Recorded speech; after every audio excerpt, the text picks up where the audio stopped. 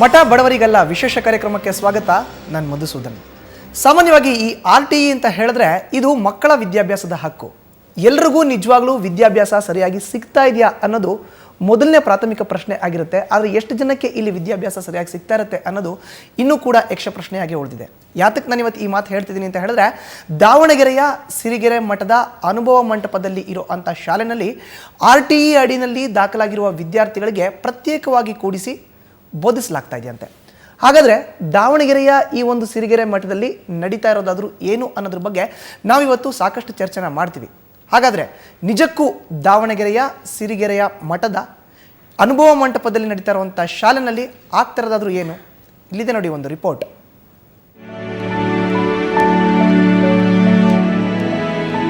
ಸಂವಿಧಾನ ಬರೆದ ಅಂಬೇಡ್ಕರ್ರನ್ನ ದಲಿತ ಎಂಬ ಕಾರಣಕ್ಕೆ ಶಾಲೆಯಿಂದ ಹೊರಗಿಟ್ಟಿದ್ದರಂತೆ. ಈಗಲೂ ಆ ಕಾಲ ಬದಲಾಗಿಲ್ಲ. ಅಂದು ಅಸ್ಪೃಶ್ಯ ಅಂತ ಅಂಬೇಡ್ಕರ್ರನ್ನ ಇತರ ಮಕ್ಕಳಿಂದ ಬೇರೆ ಮಾಡಿದ್ದರು. ಇಂದು ಬಡ ಹಾಗೂ ಶ್ರೀಮಂತ ಮಕ್ಕಳ ನಡುವೆ ಅಸಮಾನತೆ ಏರ್ಪಟ್ಟಿದೆ.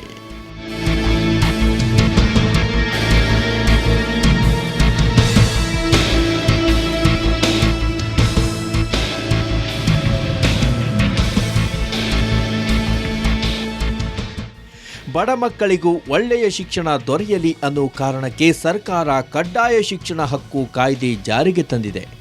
ಈ ಪ್ರಕಾರ ಪ್ರತಿ ಖಾಸಗಿ ಶಾಲೆ 25% ಬಡ ಮಕ್ಕಳಿಗೆ ಶಿಕ್ಷಣ ನೀಡಬೇಕು.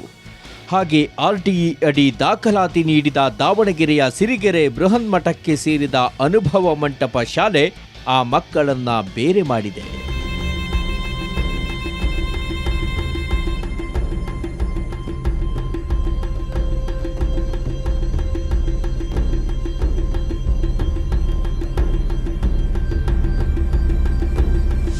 ಎಲ್ಲೂ RTE ಅಂತ ನಾವು ಮೆನ್ಷನ್ ಮಾಡೇ ಇಲ್ಲ. ನಾವು ಎಲ್ಲರ ಜೊತೆಗೆ ಮಕ್ಕಳಿಗೆ ಪಿಕ್ನಿಕ್ ಕಳಿಸ್ತೀವಿ. ಏನೂ ಅಮೌಂಟು ಕಲೆಕ್ಟ್ ಮಾಡಿಲ್ಲ. ನಾವು ಇದುವರೆಗೂ ಏನೂ ಮಾಡಿಲ್ಲ, ₹1 ಕೂಡ ಕಲೆಕ್ಟ್ ಮಾಡಿಲ್ಲ. ಅದೇ ರೀತಿ ಆಟ ಪಾಠ ಎಲ್ಲದರಲ್ಲೂ ಈಕ್ವಲ್ ಇಂಪಾರ್ಟೆನ್ಸ್ ಕೊಟ್ಬಿಟ್ಟು ತುಂಬ ಚೆನ್ನಾಗಿ ಮಾಡ್ತಾ ಇದ್ದೀವಿ. ಮಕ್ಕಳು ಕೂಡ ಇಂಪ್ರೂವ್ಮೆಂಟ್ ಆಗ್ತಾ ಇದೆ. RTE ಅಡಿ ದಾಖಲಾದ ಬಡ ಮಕ್ಕಳು ಇತರ ಮಕ್ಕಳೊಂದಿಗೆ ಶಿಕ್ಷಣ ಕಲಿಯಬೇಕು. ಆದರೆ ಈ ಶಾಲೆಯಲ್ಲಿ RTE ಅಡಿ ದಾಖಲಾದ ಮಕ್ಕಳನ್ನ ಪ್ರತ್ಯೇಕವಾಗಿಟ್ಟು ಪಾಠ ಹೇಳ್ತಿದ್ದಾರೆ. ಸುಮಾರು 250 ಮಕ್ಕಳು LKGಗೆ ಅಡ್ಮಿಷನ್ ಆಗಿದ್ದು, ಇದರಲ್ಲಿ RTE ಮಕ್ಕಳು 64 ಮಂದಿ ಇದ್ದಾರೆ. ಈ 64 ಮಕ್ಕಳಿಗೆ ಬೇರೆ ಸೆಕ್ಷನ್ ಮಾಡಲಾಗಿದೆ. ಸಪ್ರೇಟ್ ಅಂದರೆ 30 ಮಕ್ಕಳಿಗೆ ನಾವು ಪ್ರತಿ ಕ್ಲಾಸಲ್ಲೂ 30 ಮಕ್ಕಳು ಇರ್ತಾರೆ. ಇವ್ರು ಆಲ್ರೆಡಿ 32 ಇರೋದ್ರಿಂದ ಇವ್ರನ್ನೇ ಒಂದು ಕ್ಲಾಸ್ ಮಾಡಿದೀವಿ ಅಷ್ಟೇ. ಅದು ಬೇರೆ ಯಾವುದು ಉದ್ದೇಶನೂ ಇಲ್ಲ ಅದರಲ್ಲಿ. ಮತ್ತೆ ಕನ್ನಡ ಮೀಡಿಯಮಲ್ಲಿ ಕಡಿಮೆ ಮಕ್ಕಳಿದ್ದಾರೆ. ಅವರಿಗೆ ಈಕ್ವಲ್ ಆಗಿ ಬೇರೆ ಮಕ್ಕಳ ಜೊತೆಗೆ ದುಡ್ಡು ಕೊಟ್ಟು ಬಂದಿರೋ ಮಕ್ಕಳ ಜೊತೆಗೆ ಅವ್ರನ್ನ ಕೂರಿಸಿದ್ದೀವಿ. ಹೇಳ್ಕೊಳ್ಳೋಕೆ ಇದು ಪ್ರತಿಷ್ಠಿತ ಶಿಕ್ಷಣ ಸಂಸ್ಥೆ. ಆದರೆ ಈ ಅನುಭವ ಮಂಟಪದಲ್ಲಿ ಬಡ ಮಕ್ಕಳಿಗೆ ಕೆಟ್ಟ ಅನುಭವವಾಗ್ತಿದೆ. ಸಿರಿಗೆರೆ ಬೃಹನ್ಮಠಕ್ಕೆ ಸೇರಿದ ಈ ಸಂಸ್ಥೆಯಲ್ಲಿ ಬಡವರನ್ನ ದೂರ ಇಡಲಾಗ್ತಿದೆ. ಸಮಾಜವನ್ನ ತಿದ್ದಬೇಕಾದ ಮಠಗಳಲ್ಲೇ ಈ ರೀತಿಯ ತಾರತಮ್ಯವಾದರೆ ಹೇಗೆ ಅನ್ನೋ ಅಭಿಪ್ರಾಯ ಕೇಳಿ ಬರ್ತಿದೆ.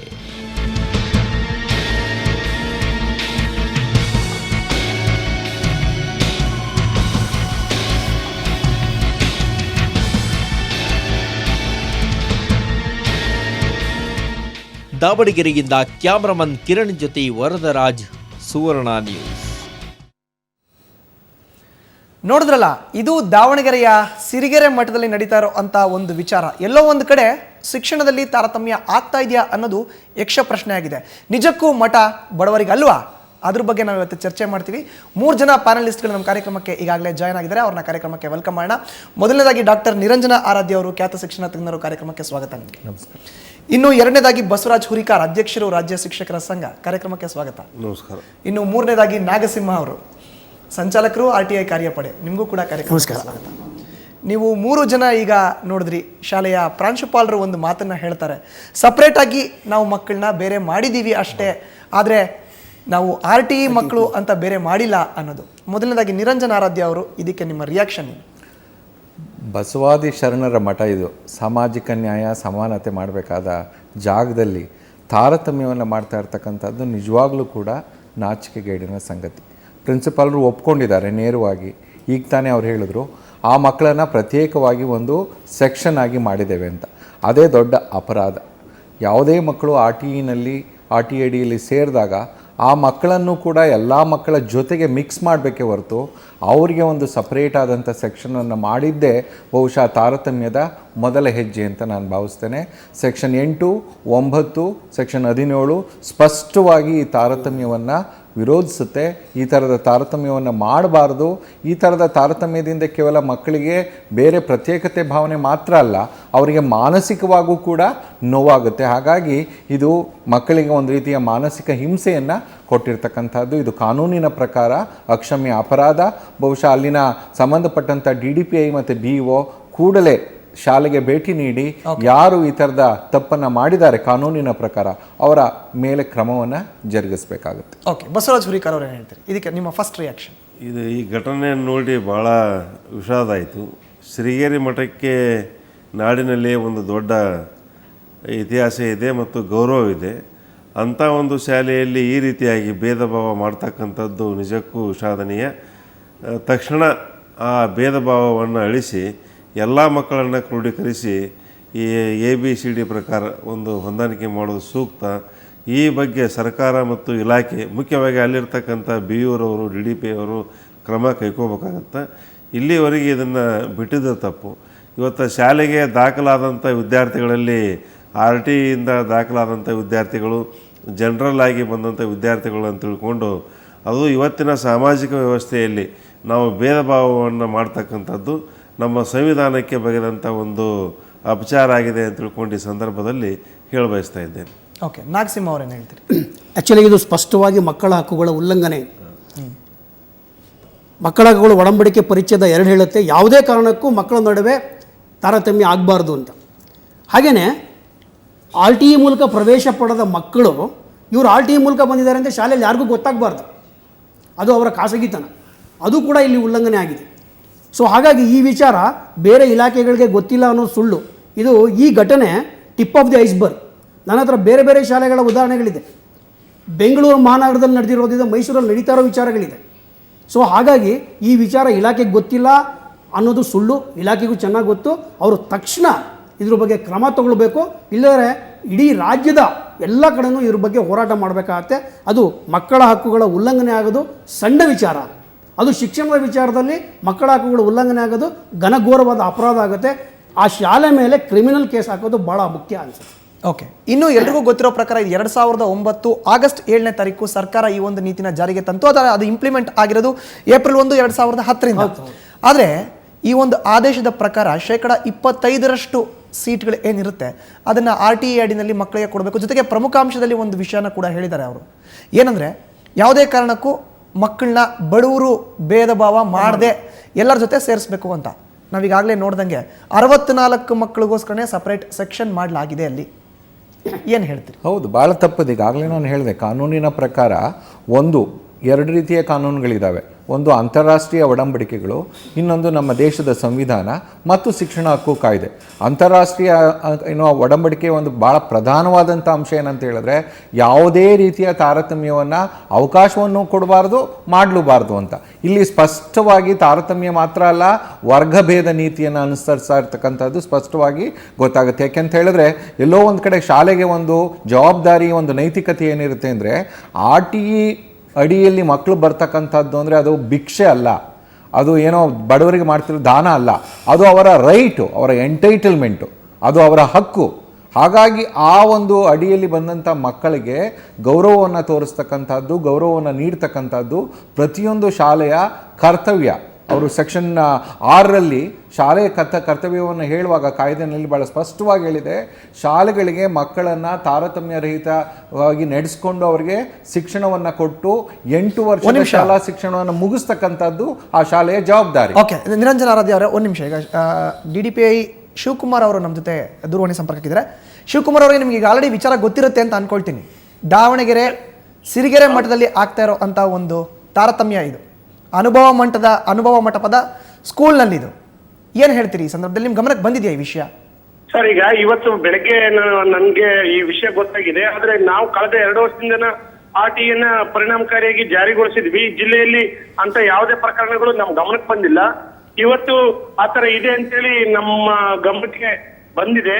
ಯಾವುದೇ ಸಾರ್ವಜನಿಕರಾಗ್ಲಿ ಪೋಷಕರಾಗ್ಲಿ ಇದುವರೆಗೂ ನಮ್ಗೆ ದೂರು ಕೊಟ್ಟಿಲ್ಲ. ಹಿಂದೆ ಅವ್ರು 2 ವರ್ಷ ತುಂಬಾ ಚೆನ್ನಾಗಿ ನಡೆಸಿದ್ದಾರೆ. ಆದ್ರೆ ಈಗ ಅದು ಹೇಗೆ ಉದ್ಭವಿಸಿದೆ ಅಂತೇಳಿ ನಮ್ಗೆ ಗೊತ್ತಾಗಿಲ್ಲ. ನಮ್ಮ ಸ್ಥಳೀಯ ಅಧಿಕಾರಿನ ಅಲ್ಲಿ ಕಳಿಸಿ ಮಕ್ಕಳಿಗೆ ತಾರತಮ್ಯ ಆಗದಂತೆ ಏನು ನಮ್ಮ ಶಿವಕುಮಾರ್ ಅವರೇ, ಈಗ ನಮ್ಮ ಸ್ಟುಡಿಯೋದಲ್ಲಿ ಶಿಕ್ಷಣ ತಜ್ಞರಾದಂತ ನಿರಂಜನ ಆರಾಧ್ಯ ಅವರಿದ್ದಾರೆ. ಅವ್ರು ನಿಮ್ಮನ್ನ ಪ್ರಶ್ನೆ ಕೇಳ್ತಾರೆ, ನೇರವಾಗಿ ಅವ್ರ ಹತ್ರನೇ ಮಾತಾಡಿ.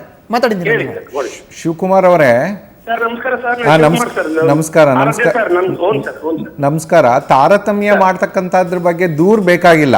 ತಾರತಮ್ಯ ಮಾಡ್ತಿದ್ದಾರೆ ಅಂತಕ್ಕಂಥ ವಿಷಯ ನಿಮಗೆ ಗೊತ್ತಾದ್ರೆ ತಕ್ಷಣ ಅದನ್ನ ಸ್ವಯಂ ಪ್ರೇರಣೆಯಿಂದ ನೀವು ದೂರನ್ನ ತೆಗೆದುಕೊಂಡು ಖಂಡಿತ ಸರ್, ಖಂಡಿತ ನಾವು ಕ್ರಮ ವಹಿಸ್ತೀವಿ ಸರ್. ಇವತ್ತು ಗೊತ್ತಾಗಿದೆ ಅಂತದ್ ಏನಾದ್ರು ಇದ್ರೆ ಅವರಿಗೆ ಏನು ನಿಯಮಾನುಸಾರ ಇದೆಯೋ ಆ ತರ ಕ್ರಮ ವಹಿಸೋದಕ್ಕೆ ಖಂಡಿತ ನಮ್ಮ ಆಫೀಸು ರೆಡಿ ಇದೆ ಸರ್. ಅಲ್ಲ, ಈಗ ತಕ್ಷಣ ನೀವೇನ್ ಮಾಡ್ಬೇಕಾಗುತ್ತೆ, ಆ ಶಾಲೆ ಯಾಕೆ ಆ ರೀತಿಯ ತಾರತಮ್ಯವನ್ನ ಮಾಡ್ತು ಅನ್ನೋದ್ರ ಬಗ್ಗೆ ಮೊದಲು ವಿಚಾರಣೆಯನ್ನ ಮಾಡ್ಬೇಕಾಗುತ್ತೆ. ಈಗಾಗಲೇ ಅವರು ಪ್ರಾಂಶುಪಾಲರು ನೇರವಾಗಿ ಒಪ್ಕೊಂಡಿದ್ದಾರೆ, ನಾವು RTID ಯಲ್ಲಿ ದಾಖಲಾಗಿರ್ತಕ್ಕಂಥ ಮಕ್ಕಳಿಗೆ ಒಂದು ಪ್ರತ್ಯೇಕ ಸೆಕ್ಷನ್ ಅನ್ನ ಮಾಡಿದ್ದೇವೆ ಅಂತ ಅವರು ಒಪ್ಕೊಂಡಿದ್ದಾರೆ. ಸರ್ ನನ್ಗೆ ಮಾಹಿತಿ ಇಲ್ಲ ಸರ್. ಈಗ ಗೊತ್ತಾಗಿದೆ, ಈ BOSಗೆ ನಾನು ನಮ್ಮ ಅಧಿಕಾರಿಗಳನ್ನ ಕಳಿಸಿ ವಿಚಾರಣೆ ಮಾಡಿಸಿ ಮಕ್ಕಳಿಗೆ ತಾರತಮ್ಯ ಆಗದಂತೆ ಖಂಡಿತ ನೋಡ್ಕೊಂತೀವಿ ಸರ್. ಅಲ್ಲ, ಏನಂದ್ರೆ ಮೇಲ್ನೋಟಕ್ಕೆ ಸಾಬೀತಾಗಿದೆ, ಅವರೇ ಒಪ್ಕೊಂಡಿದ್ದಾರೆ, ತಾತ್ವಿಕವಾಗಿ ಅವರೇ ಹೇಳಿಕೆಯನ್ನ ನೀಡಿದ್ದಾರೆ, ನಾವು ಈ ಮಕ್ಕಳನ್ನ ಪ್ರತ್ಯೇಕವಾಗಿ ಒಂದು ಸೆಕ್ಷನ್ ಮಾಡಿದ್ದೇವೆ ಅಂತ. ಸೊ ಹೇಳಿಕೆ ಪ್ರಕಾರ ಖಂಡಿತ ಸರ್, ನಾವು ಇವತ್ತೇನೆ ನಮ್ಮ ಅಧಿಕಾರಿಗಳನ್ನ ಕಳಿಸಿ ನಾನು ಕೂಡ ಪರ್ಸನಲ್ ವಿಸಿಟ್ ಮಾಡಿ ಆ ವಿಚಾರಣೆ ಮಾಡಿ ಅಂತದಾಗದಂತೆ ನಾವು ಕ್ರಮ ವಹಿಸ್ತೀವಿ ಸರ್. ನಮ್ಗೆ ಈಗ 3 ವರ್ಷದಿಂದ ನಮ್ಮ ಜಿಲ್ಲೆನಲ್ಲಿ ಎಫೆಕ್ಟಿವ್ ಆಗಿ ಜಾರಿ ಮಾಡಿದ್ವಿ ಸರ್. ಇಲ್ಲ, ಬಹಳ ತಪ್ಪಾಗುತ್ತೆ ಇದು. ಇಡೀ ಇಲಾಖೆ ಶಿವಕುಮಾರ್ ಅವರೇ, ಈಗ ತಗ್ಗಿಸಬೇಕಾಗುತ್ತೆ. ಈಗ ನಾಗಸಿಂಹ ಅಂತ ಸಂಚಾಲಕರು RTI ಕಾರ್ಯಪಡೆ ಅವರು ನಿಮಗೆ ಪ್ರಶ್ನೆ ಕೇಳಬೇಕು ಅಂತ ಇದ್ದಾರೆ. ನಾಗಸಿಂಹ ಅವರು ಮಾತಾಡಿ. ನಮಸ್ಕಾರ ಸರ್. ಸರ್ ನಮಸ್ಕಾರ ಸರ್. ಸರ್, ಈಗ 3 ವರ್ಷದಿಂದ ಜಾರಿ ಮಾಡಿದ್ದೀವಿ, 3 ವರ್ಷದಿಂದ ಜಾರಿ ಮಾಡಿದ್ದೀವಿ ಅಂತ ಹೇಳ್ತಾ ಇದ್ದೀರಲ್ಲ ಸರ್, ಯಾವುದಾದ್ರೂ 1 ವರ್ಷ ಯಾವ್ದಾನ ಶಾಲೆಗೆ ಇನ್ಸ್ಪೆಕ್ಷನ್ಗೆ ಹೋಗಿದ್ದೀರಾ? ಅಲ್ಲಿ ಮಕ್ಕಳ ಪರಿಸ್ಥಿತಿ ಯಾವ ತರ ಇದೆ ನೋಡಕ್ಕೆ? ಖಂಡಿತ ನೋಡಿದ್ವಿ ಸರ್. ಈ ತರದ್ದು ನಮ್ಗೆ ಇದೆ ಅಂತ ಹೇಳಿ ನಮ್ ಗಮನಕ್ಕೆ ಬಂದಿಲ್ಲ. ಗಮನಕ್ಕೆ ಬಂದಿದೆ ಇವತ್ತು. ಅಲ್ಲ, ನೀವು ಇನ್ಸ್ಪೆಕ್ಷನ್ ಮಾಡಿದ್ರೆ ಗ್ಯಾರಂಟಿ ಈ ತರ ಬಂದಿರೋದು. 3 ವರ್ಷ ಆದ್ರೂ ಇಲ್ಲ, ನಾವು ನೋಡ್ತೀವಿ ಸರ್. ನಾವು ನೋಡಿದ್ರೆ ಇದು ಪರಿಣಾಮಕಾರಿಯಾಗಿ ಜಾರಿಗೆ ಬರಕ್ ಸಾಧ್ಯನೇ ಇಲ್ಲ. ಇನ್ಸ್ಪೆಕ್ಷನ್ಗೆ ಹೋಗಿದ್ರೆ ನಿಮಗೆ ಗೊತ್ತಾಗಿರೋದು ಯಾವ್ಯಾವ ಶಾಲೆಗೆ ನಡೀತಾ ಇದೆ ಅಂತ. ನೋಡಿದ್ವಿ ಸರ್, ಶಾಲೆ ನೋಡಿದ್ವಿ, ಖಂಡಿತ ನೋಡಿದ್ವಿ. ಆ ತರದ್ ಗಮನಕ್ಕೆ ಬಂದಿಲ್ಲ. ಈ ಗಮನಕ್ಕೆ ಬಂದಿದೆ, ವಿಚಾರಣೆ ಮಾಡಿ ನಾವು ಕ್ರಮ ವಹಿಸ್ತೀವಿ ಸರ್. ಬಸವರಾಜ್ ಹುರಿಕಾರ್ ಅವರು ಮಾತಾಡಿ. ಶಿವಕುಮಾರ್ ಅವರಿದ್ದಾರೆ, DDPI. ನಮಸ್ಕಾರ ಶಿವಕುಮಾರ್ ಅವರೇ. ನಮಸ್ತೆ ಸರ್. RTI ಕಾಯ್ದೆಯನ್ನ ತಾವು ಕಾರವಾರದಲ್ಲಿದ್ದಾಗ, ಸಿರ್ಸಿಯಲ್ಲಿದ್ದಾಗ ಮತ್ತು ದಾವಣಗೆರೆಯಲ್ಲಿ ಬಹಳಷ್ಟು ಇಫೆಕ್ಟಿವ್ ಆಗಿ ಮಾಡಿದ್ದೀರಿ. ಖಂಡಿತ. ಈಗ ದಾವಣಗೆರೆ ಜಿಲ್ಲೆಯಲ್ಲಿಯೇ ಇಂಥ ಒಂದು ಘಟನೆ ಸಂಭವಿಸಿದೆ. ಇಲ್ಲ, ಅದು ಹೇಗಾಗಿದೆ ಅಂತ ಹೇಳಿ ಖಂಡಿತ ನಮ್ಗೆ ಗೊತ್ತಿಲ್ಲ. ಯಾಕಂದ್ರೆ ನಾನು ಇಲ್ಲೇ ಬಹಳ ದಿನ ಸಂಬಂಧಪಟ್ಟಂತ BO ಅಥವಾ ಯಾರು ಇವನ್ನು ಕಳಿಸಿ ಅದ್ರ ಬಗ್ಗೆ ಎನ್ಕ್ವೈರಿ ಮಾಡಿ ಖಂಡಿತ ಮ್ಯಾನೇಜ್ಮೆಂಟ್ ಮ್ಯಾಗ ಕ್ರಮ ತೆಗೆದುಕೊಳ್ತಕ್ಕಂಥ ಕಾರ್ಯವನ್ನು ಮಾಡಿ. ಇದರ ಹಿಂದೆ ಪ್ರಾಂಶುಪಾಲರ ಒಂದು ಕೈವಾಡಕ್ಕಿಂತ ಮ್ಯಾನೇಜ್ಮೆಂಟ್ ಕೈವಾಡ ಇರ್ಬೋದು ಅಂತಕ್ಕಂಥ ಒಂದು ವಿಚಾರ ನನ್ನದಾಗಿದೆ. ಸಂಬಂಧಪಟ್ಟಂತ ಮ್ಯಾನೇಜ್ಮೆಂಟ್ ಬಗ್ಗೆ ತಾವು ಕ್ರಮ ಕೈಗೊಳ್ತಕ್ಕಂಥ ಕಾರ್ಯವನ್ನು ಮಾಡಬೇಕು. ಇವತ್ತು ರಾಜ್ಯದಲ್ಲಿ RTI ಅನುಷ್ಠಾನ ಚೆನ್ನಾಗಿ ಆಗಿದೆ. ಬೇರೆ ರಾಜ್ಯಗಳಿಗೆ ಹೋಲಿಕೆಯನ್ನು ಮಾಡಿದಾಗ ಇಂಥ ಘಟನೆಗಳಿಂದ ಇಡೀ ರಾಜ್ಯಕ್ಕೆ ಒಂದು ಕೆಟ್ಟ ಹೆಸರು ಬರ್ತಾ ಇದೆ. ಅದಕ್ಕೆ ಇಲಾಖೆಯವರು ನಾವು ಅದಕ್ಕೆ ಅವಕಾಶವನ್ನು ಕೊಡೋದು ಬೇಡ, ತಾವು ತಕ್ಷಣ ಕ್ರಮ ಕೈಗೊಳ್ಳಬೇಕು ಅಂತ ತಿಳ್ಕೊಂಡು ತಮ್ಮಲ್ಲಿ ವಿನಂತಿಯನ್ನು ಮಾಡ್ತಾ ಇದ್ದೇನೆ. ಖಂಡಿತ ಸರ್, ಖಂಡಿತ ಮಾಡ್ತೀವಿ. Thank you. ಇನ್ನು ಶಿವಕುಮಾರ್ ಅವರೇ, ಇನ್ನು ನಾಗರಾಜ್ ನಿರಂಜನ ಆರಾಧ್ಯ ಅವರು ಮತ್ತೆ ಪ್ರಶ್ನೆ ಕೇಳಬೇಕು ಅಂತ ಹೇಳ್ತಿದ್ದಾರೆ. ಈಗ ಮೇಲ್ನೋಟಕ್ಕೆ ಸಾಬೀತಾಗಿದೆ ಆಗ್ಲೇ ಪ್ರಕರಣ. ಹಾಗಾಗಿ ನೀವು ಇನ್ಕ್ವೈರಿ ರಿಪೋರ್ಟ್ ಅನ್ನ ಪಡ್ಕೊಳ್ಳುವಾಗ ಈಗಾಗಲೇ ಏನು ಅವ್ರು ಸ್ಟೇಟ್ಮೆಂಟ್ ಕೊಟ್ಟಿದ್ದಾರೆ ಅದನ್ನ ದಾಖಲೆ ಮಾಡ್ಕೋಬೇಕಾಗುತ್ತೆ. ಮತ್ತು ನನಗೆ ವೈಯಕ್ತಿಕವಾಗಿ ಅನ್ಸುತ್ತೆ ಏನಂತ ಹೇಳಿದ್ರೆ, ಇದು ಬಹಳ ಒಂದು ಬಹಳ ಪ್ರಖ್ಯಾತವಾದಂಥ ಮಠ ಮತ್ತು ಅಷ್ಟೇ ಪ್ರಬಲವಾಗಿರ್ತಕ್ಕಂಥ ಮಠ. ನೀವು ಯಾವುದೇ ಕಾರಣಕ್ಕೆ ಕೇಸನ್ನ ಯಾವುದೇ ಒಂದು ಇದಕ್ಕೆ ಒಳಗಾಗ್ತಕ್ಕಂಥದ್ದು, ಪ್ರಭಾವಕ್ಕೆ ಒಳಗಾಗ್ತಕ್ಕಂಥದ್ದು, ಇದು ಮಕ್ಕಳಿಗೆ ಸಿಗಬೇಕಾದಂಥ ನ್ಯಾಯ ಆಗಿರೋದ್ರಿಂದ ದಯವಿಟ್ಟು ಯಾವುದೇ ಆ ರೀತಿಯ ಪ್ರಭಾವಕ್ಕೆ ಒಳಗಾಗಬಾರ್ದು. ಒಂದು ಬಹಳ ಪಾರದರ್ಶಕವಾಗಿ ತನಿಖೆ ಆಗಬೇಕು ಮತ್ತು ಯಾರು ತಪ್ಪನ್ನು ಮಾಡ್ತಾರೆ ಅವರಿಗೆ ಸರಿಯಾದಂಥ ಶಿಕ್ಷೆ 1-2 ಪ್ರಕರಣಗಳಲ್ಲಿ ಸಿಕ್ಕಿದ್ರೆ ಮುಂದಿನ ಶಾಲೆಗಳು ಅಟ್ಲೀಸ್ಟ್ ಒಂದು ಸ್ವಲ್ಪ ಎಚ್ಚೆತ್ಕೋತಾರೆ. ಈ ಥರದ ಪ್ರಕರಣ ಇಲ್ಲಿವರೆಗೂ ಕರ್ನಾಟಕ ರಾಜ್ಯದಲ್ಲಿ ತಾರತಮ್ಯ ಮಾಡಿದ್ರು ಅನ್ನೋ ಕಾರಣಕ್ಕೆ ಯಾವ ಶಾಲೆಯ ಒಂದು ರೆಕಗ್ನಿಷನ್ ಅನ್ನ ಹಿಂದಕ್ಕೆ ಪಡ್ಕೊಂಡಿರ್ತಕ್ಕಂಥ ಉದಾಹರಣೆಗಳಿಲ್ಲ. ಬಹುಶಃ ಅದು ಇಲ್ಲಿಂದ ಪ್ರಾರಂಭ ಆಗಲಿ. ಸರಿ ಸರ್, ಆಗ್ಲಿ ಸರ್.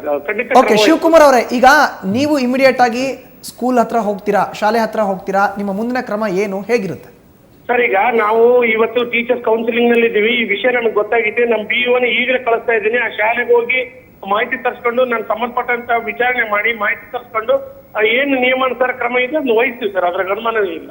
ಓಕೆ, ಈಗಾಗಲೇ ಶಿಕ್ಷಣ ತಜ್ಞರು ಹೇಳ್ತಾ ಇದ್ರು ಈ ಒಂದು ಇಂಪ್ಲಿಮೆಂಟ್ ಮಾಡಿ 3 ವರ್ಷ ಕಳೆದಿದೆ ಅಂತ. ಆದರೆ ಎಲ್ಲೋ ಒಂದು ಕಡೆ ತಾರತಮ್ಯ ನಮ್ಮ ಕಣ್ಣು ಎದುರು ನೋಟಕ್ಕೆ ಕಾಣ್ತಾ ಇದೆ. ಆದರೆ ಇದು ಆದಷ್ಟು ಬೇಗ ಹೋಗ್ಲಾಡಿಸ್ಬೇಕು. ಅಂದಾಜು ಎಷ್ಟು ದಿನದಲ್ಲಿ ಇದನ್ನ ಹೋಗ್ಲಾಡಿಸುವಂತ ಸಾಧ್ಯತೆ ಇದೆ ನಿಮ್ಮ ಕೈಯಿಂದ? ಸರ್, ಈಗ ಈ ಒಂದು ಸ್ಕೂಲಿಂದ ಈಗ ಗೊತ್ತಾಗಿದೆ ಸರ್, ಎಲ್ಲ ಶಾಲೆಯಿಂದ ನಾವು ತಪಾಸಣೆ ಮಾಡ್ತೀವಿ, ವಿಚಾರಣೆ ಮಾಡ್ತೀವಿ ಅಂತ ಘಟನೆಗಳು ನಡೀತೆ ಅಂತ ನಾವು ನೋಡ್ಕೊಳ್ತೀವಿ. ಓಕೆ, ಅಂದಾಜು ಎಷ್ಟು ಟೈಮ್ ಬೇಕಾಗ್ಬೋದು ಸಮಯ? ಸರ್, ಅದೇನು ಅಂತದ್ದು ಟೈಮ್ ಅಂತಾನೆ ನಿರ್ದಿಷ್ಟವಾಗಿರೋದಿಲ್ಲ ಸರ್. ಒಟ್ಟ ನಮ್ಮ ಈ ನಿಯಮಾನುಸಾರ RTE ಪ್ರಕಾರ ಯಾವುದೇ ಮಗುವಿಗೆ ತಾರತಮ್ಯ ಮಾಡಂಗಿಲ್ಲ ಅಂತ ಪ್ರಕರಣಗಳು ನಮ್ಮ ಗಮನಕ್ಕೆ ಬಂದ್ರೆ ಆ ಸಮಯದಲ್ಲೇ ಕ್ರಮ ವಹಿಸ್ತೀವಿ ಸರ್ ನಾವು. ಓಕೆ, ಥ್ಯಾಂಕ್ ಯು ಶಿವಕುಮಾರ್ ಅವರೇ, ನೀವು ಸುವರ್ಣ ನ್ಯೂಸ್ ಜೊತೆ ಮಾತನಾಡೋದಕ್ಕೆ. ಇದು ಒಟ್ಟಾರೆ ದಾವಣಗೆರೆಯ ಸಿರಿಗೆರೆ ಮಠದ ಅನುಭವ ಮಂಟಪದಲ್ಲಿ ಇರುವಂಥ ಶಾಲೆಯಲ್ಲಿ ಆಗ್ತಾ ಇರುವಂಥ ಶಿಕ್ಷಣದ ತಾರತಮ್ಯ. ಇದ್ರ ಬಗ್ಗೆ ಮತ್ತಷ್ಟು ಮಾತನಾಡೋಣ, ಆದರೆ ಅದಕ್ಕಿಂತ ಮುಂಚೆ ಒಂದು ಪುಟ್ಟ ಬ್ರೇಕ್.